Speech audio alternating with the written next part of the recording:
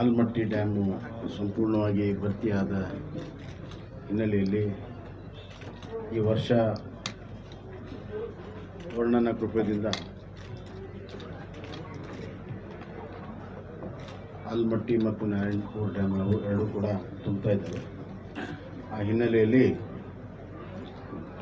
ಈ ಭಾಗದ ಜನ ಇದಕ್ಕೆ ಮೊದಲನೇ ಪ್ರಾಶಸ್ತ್ಯ ಕೊಟ್ಟು ಬರಬೇಕು,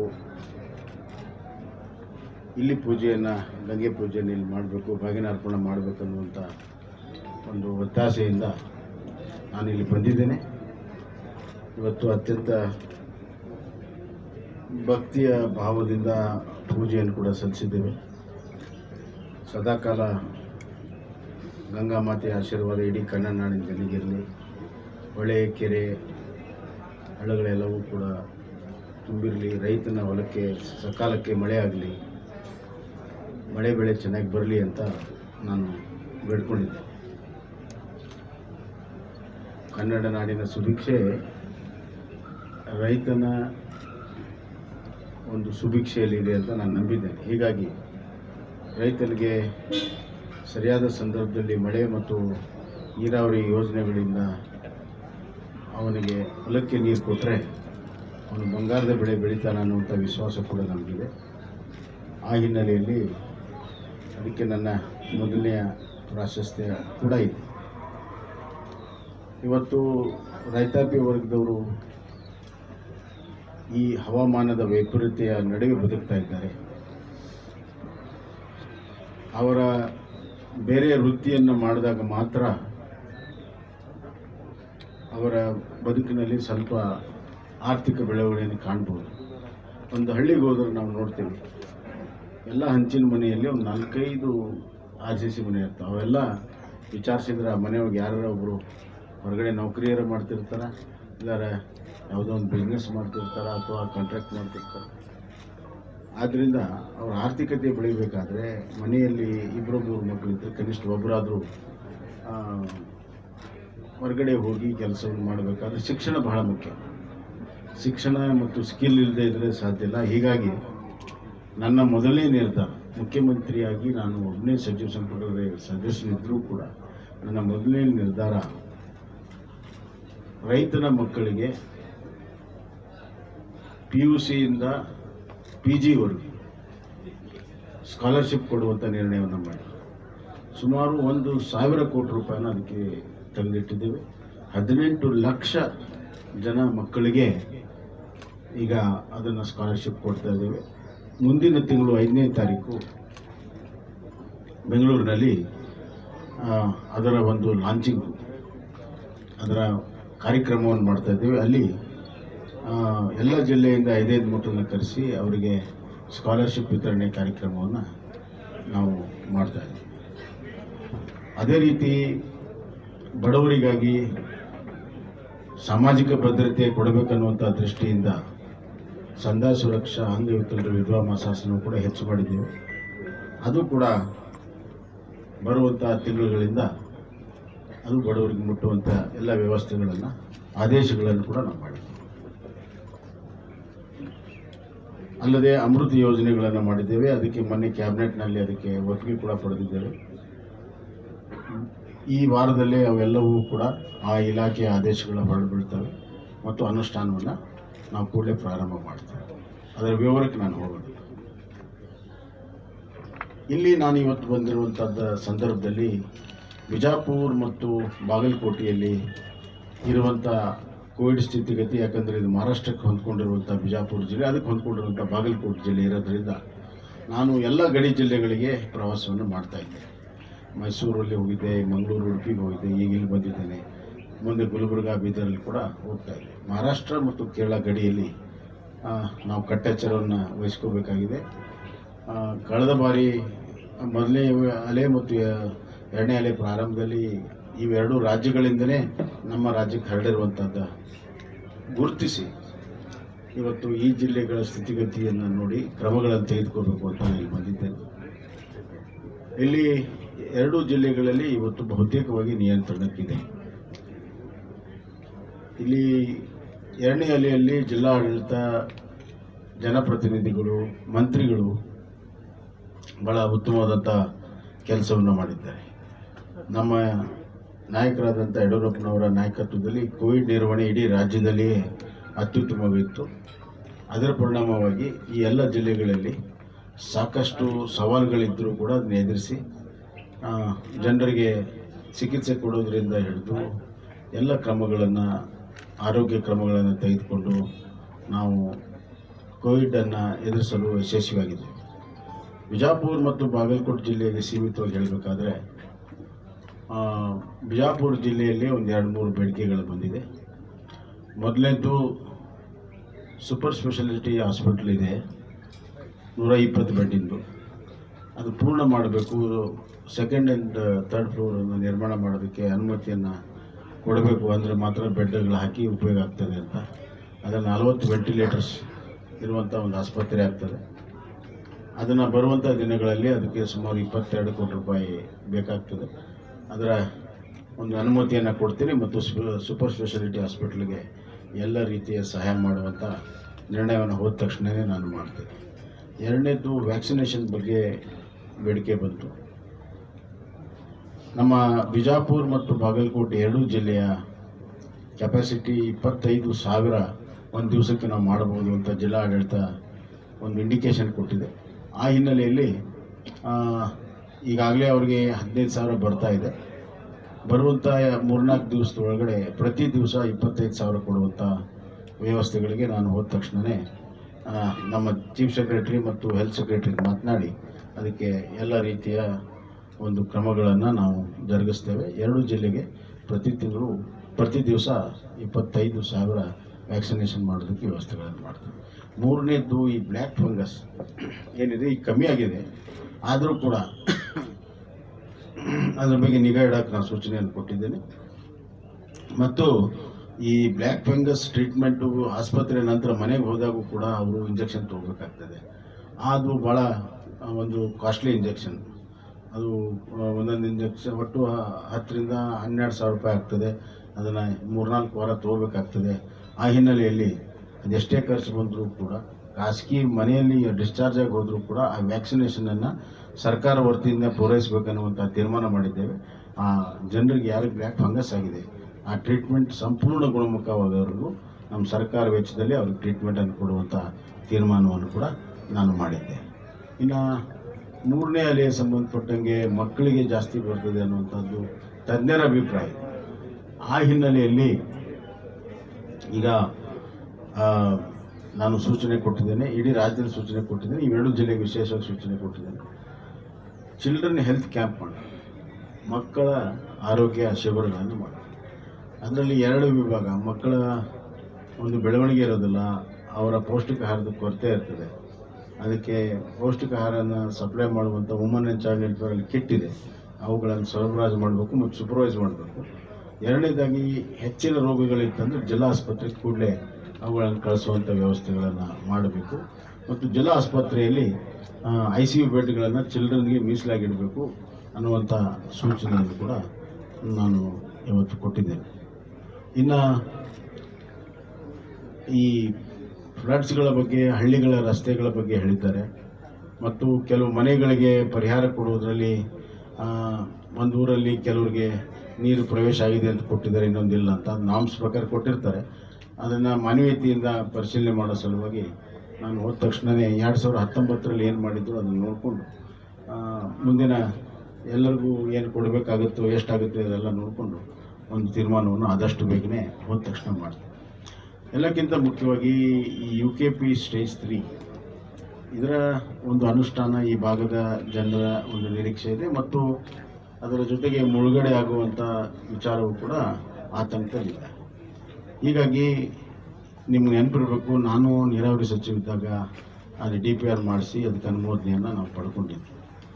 ಅದು 17,700 ಚಿಲ್ಲರೆ ಇದ್ದಿದ್ದು ಇವತ್ತು 51,000 ದಾಟಿ ಹೋಗಿದೆ. ಅದಕ್ಕೆ ಕಾರಣಗಳು ಏನು ಅನ್ನೋದನ್ನು ಹೇಳೋ ಅವಶ್ಯಕತೆ ಇಲ್ಲ. ಆದರೆ ಈಗ ನಾವು ಅದಕ್ಕೆ ನಿರ್ಣಾಯಕವಾದಂಥ ಕೆಲವನ್ನು ತೆಗೆದುಕೊಂಡು ಪ್ರಾರಂಭ ಮಾಡಬೇಕನ್ನುವಂಥ ತೀರ್ಮಾನವನ್ನು ಮಾಡಿದ್ದೆ.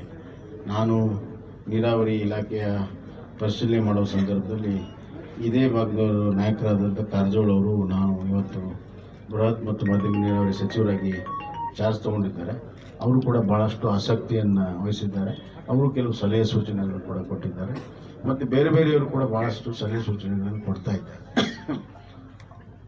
ಅದನ್ನು ಯಾವ ರೀತಿ ಪ್ರಾರಂಭ ಮಾಡಬೇಕು, ಈಗ ಎಷ್ಟು ಟೋಟಲ್ ಲ್ಯಾಂಡ್ ಎಕ್ವಿಜಿಷನ್ನು ಮತ್ತು R&R 20 ಹಳ್ಳಿಗಳನ್ನು ಮಾಡೋ ಸಲುವಾಗಿ ಈಗ ಎಷ್ಟು ನಮ್ಮ ಹತ್ರ ಲ್ಯಾಂಡ್ ಅವೈಲೇಬಲ್ ಇದೆ, ಇನ್ನು ಹೆಚ್ಚಿಂದ ಎಷ್ಟು ಮಾಡಬೇಕು ಮತ್ತು ಏನೇನೆಲ್ಲ ಸಲಹೆ ಸೂಚನೆಗಳನ್ನು ಒಮ್ಮೆ ಕೇಳಿಬಿಟ್ಟು ಆಮೇಲೆ ಒಂದು ಹೈ ಪವರ್ ಕಮಿಟಿಯಲ್ಲಿ ಅಂತಿಮವಾದಂಥ ತೀರ್ಮಾನ ಮಾಡಿ ಇದಕ್ಕೆ R&R ಮತ್ತು ಲ್ಯಾಂಡ್ ಎಕ್ವಿಜಿಷನ್ ಮಾಡೋ ಮುಖಾಂತರ ಇದಕ್ಕೊಂದು ಚಾಲನೆಯನ್ನು ಕೊಡಬೇಕು.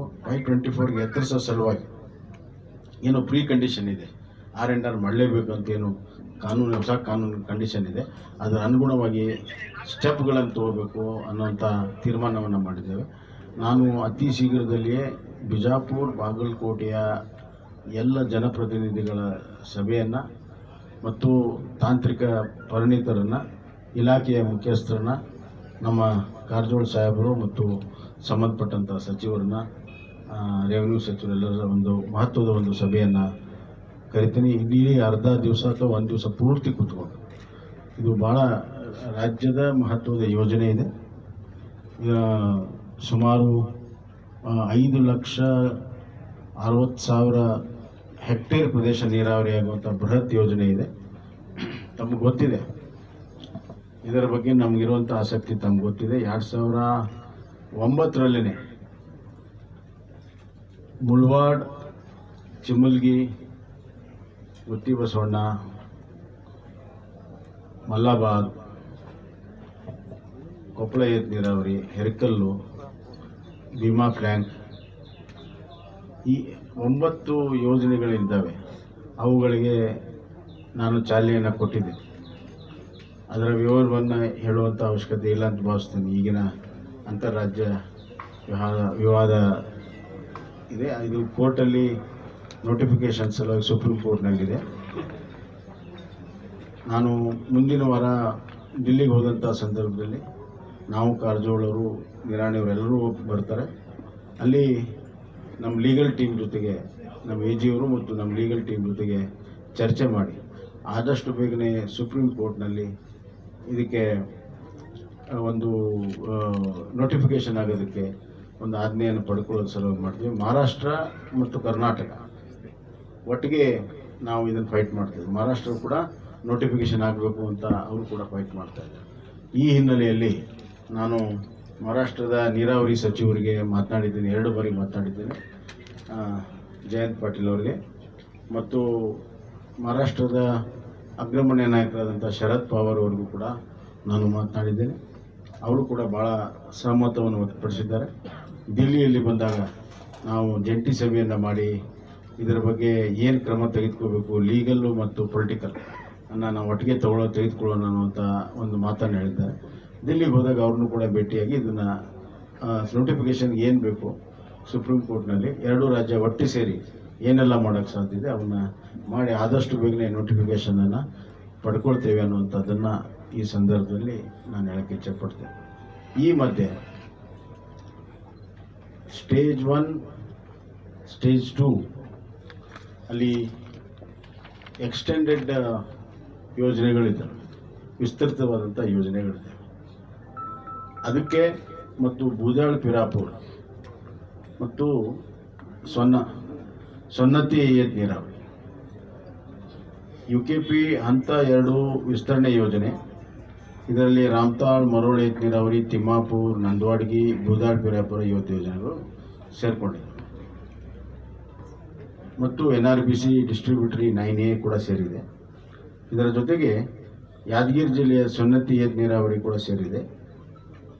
60-40 ರೇಷಿಯೋದಲ್ಲಿ AIBP PMKSY AIBP ಯೋಜನೆಯಲ್ಲಿ ಇದು ಈಗ CWC ಅವರು ಅದನ್ನು ಇನ್ಸ್ಪೆಕ್ಷನ್ ಮಾಡ್ತಾ ಇದ್ದಾರೆ ಮುಂದಿನ ವಾರ. ಅದಾದ ತಕ್ಷಣವೇ ನಾವು ವಿಶ್ವಾಸ ಇದೆ ಸುಮಾರು 4,000-5,000 ಸಾವಿರ ಕೋಟಿ ರೂಪಾಯಿ ಈ ಎಲ್ಲ ಯೋಜನೆಗಳಿಗೆ AIBP ಯೋಜನೆಯಲ್ಲಿ ಸೇರ್ತದೆ ಅನ್ನೋಂಥ ವಿಶ್ವಾಸ ಇದೆ. ಮುಂದಿನ ವಾರ ಅವ್ರು ಇನ್ಸ್ಪೆಕ್ಷನ್ ಆದಮೇಲೆ ವರದಿ ಗೌರ್ಮೆಂಟ್ ಆಫ್ ಇಂಡಿಯಾಗೆ ಕೊಡ್ತಾರೆ, CWC ಕೊಡ್ತಾರೆ. ಅದಾದಮೇಲೆ ಮತ್ತೆ ನಾವು ಫಾಲೋ ಅಪ್ ಮಾಡಿ ಇವತ್ತು UKP ಹಂತ 2 ವಿಸ್ತರಣೆ ಯೋಜನೆ ಅಂದರೆ ರಾಮತಾಳ್ ಮರೋಳಿ ಏತ ನೀರಾವರಿ, Timmapur Nandawadagi Budal ಪಿರಾಪುರ, NRBC ಡಿಸ್ಟ್ರಿಬ್ಯೂಟರಿ 9A extension ಮತ್ತು ಸೊನ್ನತಿ ಏತ ನೀರಾವರಿ, ಈ ಎಲ್ಲ ಯೋಜನೆಗಳಿಗೆ ಇದು ಅನುಕೂಲ ಆಗ್ತದೆ. ಆದಷ್ಟು ಬೇಗನೆ ಈ ಒಂದು ಹಣವನ್ನು ಪಡ್ಕೊಂಡು ಈ ಭಾಗದಲ್ಲಿ ಅಂದರೆ ಬಿಜಾಪುರ ಮತ್ತು ಯಾದಗಿರಿ ಭಾಗದಲ್ಲಿ ನೀರಾವರಿ ಏನು ಆಗಬೇಕಾಗಿದೆ ಅವುಗಳಿಗೆ ಒಂದು ನೆರವನ್ನು ತೆಗೆದುಕೊಂಡು 60-40 ರೇಷಿಯೋ 60% ಸೆಂಟ್ರಲ್ ಗೌರ್ಮೆಂಟು 40% ನಾವು ಕಟ್ಟಬೇಕು. ಆ ಯೋಜನೆಯನ್ನು ನಾವು ಆದಷ್ಟು ಬೇಗನೆ ಚಾಲನೆಯನ್ನು ಕೊಡ್ತೇವೆ ಅನ್ನುವಂಥ ಮಾತನ್ನು ಹೇಳಕ್ಕೆ ಇಚ್ಛೆಪಡ್ತೇನೆ. ಮತ್ತು SDRF ಫಂಡು ಇನ್ನೊಂದು ಕಂತು ನಿನ್ನೆ ರಾತ್ರಿ ಚರ್ಚೆಯಲ್ಲಿದೆ. ಬಹುತೇಕವಾಗಿ ಇವತ್ತು ಸುಮಾರು 350 ಕೋಟಿಗಿಂತ ಹೆಚ್ಚು ಹಣ ಇವತ್ತು ಅಥವಾ ನಾಳೆ ಅದು ಬಿಡುಗಡೆ ಆಗುವಂಥ ಒಂದು ಸಂಭವ ಇದೆ. ಇವೆಲ್ಲವೂ ಕೂಡ ಮೊನ್ನೆ ಬಿದ್ದಂಥ ಮಳೆಗಳ ಬೆಳೆ ಹಾನಿ ಮತ್ತು ಮನೆಗಳ ಹಾನಿ ಪರಿಹಾರಕ್ಕೆ ಬಳಕೆಯನ್ನು ನಾವು ಮಾಡ್ತೀವಿ. Sir, UKP stage 3 national project ಅಂತ ಡಿಕ್ಲೇರ್ ಮಾಡಿದ್ರೆ ಕೇಂದ್ರ ಸರ್ಕಾರದಿಂದನೂ ಅದನ್ನು ಸಹಾಯ ಸಿಗ್ತೈತೆ ಅನ್ನೋಂಥ ಮಾತಿತ್ತು. ಅದಕ್ಕೇನಾರ ಚರ್ಚೆ ನಡೆದಿದೆಯಾ? ಅದು ಕೇಂದ್ರ ಈಗ ಒಂದು ಯಾವುದಾದ್ರೂ ಯೋಜನೆ ರಾಷ್ಟ್ರೀಯ ಯೋಜನೆ ಮಾಡೋದಕ್ಕೆ ಕೆಲವು ಮಾನದಂಡಗಳಿದ್ದಾವೆ. ನಾನು ನೀರಾವರಿ ಅಧಿಕಾರಿಗಳಿಗೆ ಸೂಚನೆಯನ್ನು ಕೊಟ್ಟಿದ್ದೆ. ಆ ಮಾನದಂಡಗಳ ಪ್ರಕಾರ UKP ಸ್ಟೇಜ್ 3 ಏನೇನು ಬರುತ್ತೆ ಅನ್ನೋದನ್ನು ಸಂಪೂರ್ಣವಾಗಿ ವರದಿಯನ್ನು ಕೊಡಿ ಅಂತ ಹೇಳಿದ್ದೆ. ಅದು ಬಂದ ತಕ್ಷಣ ಆ ಮಾನದಂಡದಲ್ಲಿ ಆ ಚೌಕಟ್ಟಿನಲ್ಲೆಲ್ಲ ಕೂತ್ಕೊಂಡ್ರೆ ಖಂಡಿತವಾಗೂ ಅದನ್ನು ನಾವು ಗೌರ್ಮೆಂಟ್ ಆಫ್ ಇಂಡಿಯಾ ಜೊತೆಗೆ ತೆಗೆದುಕೊಳ್ತೀವಿ. ಸರ್, ಆಮೇಲೆ ಈಗ ಇದಕ್ಕೆ UKP ಸಂಬಂಧಪಟ್ಟಂಗೆ ಸರ್, ಈಗ ಆಂಧ್ರ ಪ್ರದೇಶ ತೆಲಂಗಾಣ SLP ಆಗ್ತಾ ಇದ್ದಾರೆ. So out of the court ಏನಾದರೂ ಸೆಟಲ್ಮೆಂಟ್ ಮಾಡೋ ವರ್ಕ್ ಆ ಥರ ಮಾಡ್ತಾ ಇದ್ದೀರಾ? ಇಲ್ಲ, ನೋಡಿ ಒಂದು ಹೇಳ್ತೀನಿ. ಇವತ್ತು UKP ಸ್ಟೇಜ್ 3 ನೋಟಿಫಿಕೇಶನ್ ಏನಿದೆ ಸುಪ್ರೀಂ ಕೋರ್ಟ್ನಲ್ಲಿ ಅದು ಅಂತಿಮ ಹಂತಕ್ಕಿದೆ ಈಗ. ಮತ್ತು ಆಂಧ್ರ ಮತ್ತು ತೆಲಂಗಾಣ ರಾಜ್ಯ ವಿಂಗಡಣೆಯ ಒಂದು ಕೇಸು ಈಗಾಗಲೇ ಸುಪ್ರೀಂ ಕೋರ್ಟ್ನಲ್ಲಿ ಆಗಿ ಅದು ನಿಮ್ಮ ರಾಜ್ಯದ ವಿವಾದ ಬೇರೆ ರಾಜ್ಯಕ್ಕೆ ಸಂಬಂಧ ಇಲ್ಲ ಅನ್ನೋಂಥ ತೀರ್ಪು ಈಗಾಗಲೇ ಬಂದುಬಿಟ್ಟಿದೆ. ಹೀಗಾಗಿ ಸುಪ್ರೀಂ ಕೋರ್ಟ್ನಲ್ಲಿ ಇದು ಅಂತಿಮ ಘಟ್ಟ ಇರೋದ್ರಿಂದ ಅಲ್ಲೇ ನಾವು ಲೀಗಲ್ ಫೈಟನ್ನು ಮಾಡ್ತೇವೆ. R&Rಗಳು ಸ್ಥಿತಿಯಲ್ಲಿದ್ದಾವೆ. ಅದು ಮರು ಅಧ್ಯಯನ R&Rಗಳು RC ಕೇಂದ್ರಗಳು ಮರು ಅಧ್ಯಯನ ಆಗಬೇಕು. ಅಲ್ಲಿ ಸಾಮಾಜಿಕ ಸ್ಥಿತಿ ಹಾಳಾಗಿದೆ ಅನ್ನುವಂಥದ್ದಿದೆ. ಅವ್ರ ಬದುಕು ಹಾಳಾಗಿದೆ, ಅಲ್ಲಿ ಅವ್ರಿಗೆ ಉದ್ಯೋಗ ಇಲ್ಲ, ಬಹುತೇಕ ಇದ್ರ ಕಡೆಗೆ ನಿರುದ್ಯೋಗ ತಾಂಡವಾಡ್ತಾ ಇದೆ. ಈಗ ನೋಡಿ, ಇದು ಭಾಳ ವರ್ಷದಿಂದ ಇದೆ. ನಾನಿದ್ದಾಗ R&Rಗೆ ಈಗಾಗಲೇ ಆಗಿರುವಂಥ ಸ್ಟೇಜ್ 1 ಸ್ಟೇಜ್ 2 R&R ಸೆಂಟರ್ಸ್ಗಳಿಗೆ ಮೂಲಭೂತ ಸೌಕರ್ಯ ಇದ್ದಾಗ ನಾನು ಒಂದು 100 ಕೋಟಿಗಿಂತ ಹೆಚ್ಚು ಅನುದಾನ ಕೊಟ್ಟಿದ್ದೆ ಅವರು. ಅದಾದ ಮೇಲೆ ಈಗ ಮತ್ತೊಮ್ಮೆ ಸುಮಾರು 197 ಕೋಟಿ ರೂಪಾಯಿ ಈಗಾಗಲೇ ಬಿಡುಗಡೆ ಮಾಡಿದೆ. ಕೆಲಸ ಪ್ರಾರಂಭ ಆಗಿದೆ. ಇದು ಸಾಲೋದಿಲ್ಲ, ಇನ್ನಷ್ಟು ಬೇಕನ್ನುವಂಥ ಬೇಡಿಕೆ ಇದೆ. ಬಹುತೇಕವಾಗಿ ನಾವು ಹೋದ ತಕ್ಷಣ ಇನ್ನೊಂದು 100 ಕೋಟಿ ರೂಪಾಯಿಯನ್ನು ಈ ಹಳೆಯ R&R ಸೆಂಟರ್ಗಳ ಅಭಿವೃದ್ಧಿಗೆ ನಾನು ಬಿಡುಗಡೆ ಮಾಡ್ತೇನೆ. ಒಟ್ಟಾರೆ ಅಲ್ಲಿಗೆ ಅಭಿವೃದ್ಧಿಗೆ ಏನು ಬೇಕೋ ಆ ಕೆಲಸವನ್ನು ಮಾಡ್ತೇನೆ. ಸಿಬ್ಬಂದಿ ಕೊರತೆ ಏನು ಸರ್? R&Rನಾಗ ಎಷ್ಟು 7 ವರ್ಷದಿಂದ ಅದು ಕೂಡ ಒಂದು ಪಾಲಿಸಿ ಮ್ಯಾಟರ್ ಇದೆ. You have to give revenue authority to others also ಅಂತ ನಾನು ಅದನ್ನು ಪರಿಹಾರ ಮಾಡ್ತಾ ಇದ್ದೇನೆ. ಖಂಡಿತ ಅಲ್ಲ, ಈಗ ಅದು ಬಹಳ ದೊಡ್ಡ ಸವಾಲಿದೆ. ನಾವೆಲ್ಲ ಸಾಕಷ್ಟು ಇದ್ರ ಬಗ್ಗೆ ಚರ್ಚೆ ಮಾಡಿರುವಂಥ ವಿಚಾರ. ಅದು ನಾನು ಗಂಭೀರವಾಗಿ ತೆಗೆದುಕೊಂಡಿದ್ದೇನೆ. ಅದರಲ್ಲಿ ಸಿಬ್ಬಂದಿ ಕೊರತೆಯಿಂದ ಹಿಡಿದು ದೊಡ್ಡ ಪ್ರಮಾಣದ ಹಣಕಾಸಿನ ಒಂದು ಅವಶ್ಯಕತೆ ಕೂಡ ಇದೆ. ಬೇರೆ ಬೇರೆ ಸೋರ್ಸ್ನಿಂದ ಹಣಕಾಸನ್ನು ತೆಗೆದುಕೊಳ್ಳುವಂಥ ಒಂದು ಮಾತುಕತೆಗಳು ಮಾಡ್ತಾ ಇದ್ವಿ. ನಾನು ನೀರಾವರಿ ಸಚಿವ ಇದ್ದಾಗ ಅದು ಅವಾಗ ಕೇವಲ 17,000 ಕೋಟಿ ಇತ್ತು. ಆ ಸಂದರ್ಭದಲ್ಲಿ ನಾವು ಆ ಕಾಂಪೋನೆಂಟ್ಗಳನ್ನು ವಿಂಗಡಣೆ ಮಾಡಿದ್ದೇವೆ. ಉದಾಹರಣೆಗೆ ಈಗ ಮನೆ ಕಟ್ಟಬೇಕು, ಇಲ್ಲಿ R&R ಸೆಂಟ್ರಲ್ಲಿ, ಅದಕ್ಕೆ ಹುಡುಕೋ ಜೊತೆ ಮಾತಾಡಿದ್ದೆ. ಇನ್ಫ್ರಾಸ್ಟ್ರಕ್ಚರ್ ಮಾಡಬೇಕು, ಅದಕ್ಕೆ ನಬಾರ್ಡ್ ಜೊತೆಗೆ ಮಾತಾಡಿದ್ದೆ. ನಬಾರ್ಡ್ನಲ್ಲಿ ಕೂಡ ಇನ್ಫ್ರಾಸ್ಟ್ರಕ್ಚರ್ ಸ್ಪೆಷಲ್ ಕಾಂಪೋನೆಂಟ್ ಇದೆ. ಹೀಗೆ ಬೇರೆ ಬೇರೆ ಅಂತಾರಾಷ್ಟ್ರೀಯ ಮಟ್ಟದಿಂದ ಹಿಡಿದು ಬೇರೆ ಬೇರೆ ಏಜೆನ್ಸಿಗಳಿಗೆ ಮಾತಾಡಿ ಅವತ್ತು ನಾವು ಕೆಲವುಗಳನ್ನು ಮಾಡಿದರೆ ಅದು ಮುಂದುವರಿಲಿಲ್ಲ. ಈಗ ಅದನ್ನು ಸಂಪೂರ್ಣವಾಗಿ ಸಮಗ್ರವಾಗಿ ಯಾವ ಏಜೆನ್ಸಿಯಿಂದ ಎಲ್ಲಿಂದ ಹಣ ತರಬೇಕು, ಯಾವ ರೀತಿ ತರಬೇಕು, ನಮ್ಮ ಇತಿಮಿತಿಗಳೇನಿದೆ, ನಮ್ಮ ಸಾಲ ತಗೊಳ್ಳುವಂಥ ನಮ್ಮ ರಾಜ್ಯದ ಹಣಕಾಸಿನ ಸ್ಥಿತಿ ಏನಿದೆ, ಇವೆಲ್ಲವನ್ನು ಕೂಡ ನಾವು ಪರಿಶೀಲನೆ ಮಾಡಬೇಕಾಗ್ತದೆ. ಪ್ಲಸ್ ಈಗಾಗಲೇ ಕೆಲವುಗಳನ್ನು ನಾವು 8 R&R ಸೆಂಟರ್ಗೆ ಬೇಕಾಗುವಷ್ಟು ಲ್ಯಾಂಡ್ ಎಕ್ವಿಸಿಷನ್ ಈಗಾಗಲೇ ಮಾಡಿದ್ದೇವೆ. ಅವುಗಳಿಂದ ಯಾವ ರೀತಿ ಪ್ರಾರಂಭ ಮಾಡಬೇಕನ್ನುವಂಥದ್ದು ಈ ಥರ ಹಲವಾರು ವಿಷಯಗಳಿದೆ. ಒಂದು ಸತಿ ಜನಪ್ರತಿನಿಧಿಗಳಿಂದ ಎಲ್ಲ ವಿಚಾರಗಳನ್ನು ತಿಳ್ಕೊಂಡು ಅಂತಿಮವಾಗಿ ಒಂದು ರೋಡ್ ಮ್ಯಾಪ್ ಅಂತ ಏನು ಕರೀತಾರೆ, ಒಂದು ದಿಕ್ಕಸೂಚಿಯಿಂದ ಪ್ರಾರಂಭ ಮಾಡಿ ಈ ಒಂದು ವಿಶೇಷವಾಗಿ ಇಡೀ ರಾಜ್ಯದ ಪ್ರಮುಖವಾಗಿರುವಂಥ ಉತ್ತರ ಕರ್ನಾಟಕದ ಅಭಿವೃದ್ಧಿಗೆ ಪೂರಕವಾಗಿರುವಂಥ ಈ ಒಂದು UKP ಸ್ಟೇಜ್ 3 ಏನಿದೆ, ಇಷ್ಟು ದೊಡ್ಡ ಪ್ರಮಾಣದ ನೀರಾವರಿ ಬೇರೆ ಯಾವ ಯೋಜನೆ ಇಲ್ಲ. ಇದಕ್ಕೆ ಹೆಚ್ಚಿನ ಪ್ರಾಮುಖ್ಯತೆಯನ್ನು ಕೊಟ್ಟು ಫಸ್ಟು R&R ಮತ್ತು ಲ್ಯಾಂಡ್ ಎಕ್ವಿಸಿಷನ್ ಇವೆರಡಕ್ಕೂ ನಾವು ಪ್ರಾಮುಖ್ಯತೆ ಕೊಡ್ತೇವೆ. ಅದರ ಜೊತೆಗೆ ಈಗೇನು ನಾವು ಲಿಫ್ಟ್ ಇರಿಗೇಷನ್ ಮಾಡಬೇಕು, ಇನ್ನೊಂದು ಮಾಡಬೇಕು, ಕ್ಯಾನಲ್ಗಳು ಮಾಡಬೇಕು, ಅದರ ಬಗ್ಗೆ ಕೂಡ ನಾವು ಚಿಂತನೆಯನ್ನು ಮಾಡ್ತಾಯಿದ್ದೇವೆ. ಹೀಗಾಗಿ ಅಷ್ಟೂ ಕೂಡ ಒಂದು ಜನಪ್ರತಿನಿಧಿಗಳಿಂದ, ಯಾಕಂದರೆ ಅವ್ರು ಸ್ಥಳೀಯವಾಗಿರ್ತಾರೆ, ಸ್ಥಳ ಜನರ ಭಾವನೆಗಳು ಅರ್ಥ ಆಗಿರ್ತವೆ ಅಂತ ತಿಳ್ಕೊಂಡು ನಾವು ಕೆಲಸವನ್ನು ಮಾಡಬೇಕು ಅಂತ ತೀರ್ಮಾನ ಮಾಡಿದೆ, ಪ್ರಾರಂಭ ಮಾಡ್ತೀವಿ. ರಾಷ್ಟ್ರೀಯ ಯೋಜನೆ ಅಂತೇಳಿ ಕೇಂದ್ರ ಸರ್ಕಾರದಿಂದ ನೆರವು ಬರದೇ ಹೋದ್ರೆ ನೀವು ರಾಜ್ಯ ಸರ್ಕಾರ ಸಮರ್ಥನ ಈ ಯೋಜನೆ ಮಾಡಲಿಕ್ಕೆ? ಅಲ್ಲ, ಇದು ರಾಜ್ಯ ಸರ್ಕಾರ ಈಗಾಗಲೇ ಯೋಜನೆಗೆ DPRಗೆ ಕ್ಯಾಬಿನೆಟ್ ಅಪ್ರೂವ್ ಕೊಟ್ಟಿದೆ. ಸೊ ಕೆಲಸ ಮಾಡಬೇಕು. ರಾಷ್ಟ್ರೀಯ ಯೋಜನೆ ಬಂದರೆ ಬಹಳ ದೊಡ್ಡ ಸಹಾಯ ಆಗ್ತದೆ. ಆ ಸಹಾಯ ತೆಗೆದುಕೊಳ್ಳೋ ಪ್ರಯತ್ನ ಮಾಡ್ತೀವಿ. ನಾನು ಈಗಾಗಲೇ ಹೇಳಿದ್ದಲ್ಲ, ಬೇರೆ ಬೇರೆ ಏಜೆನ್ಸಿಯಿಂದ ಈಗಾಗಲೇ ಮಾತಾಡ್ತಾ ಇದ್ದೀವಿ, ಬೇರೆ ಬೇರೆ ಮೂಲಗಳಿಂದ ತರೋ ಪ್ರಯತ್ನ. ಧನ್ಯವಾದ.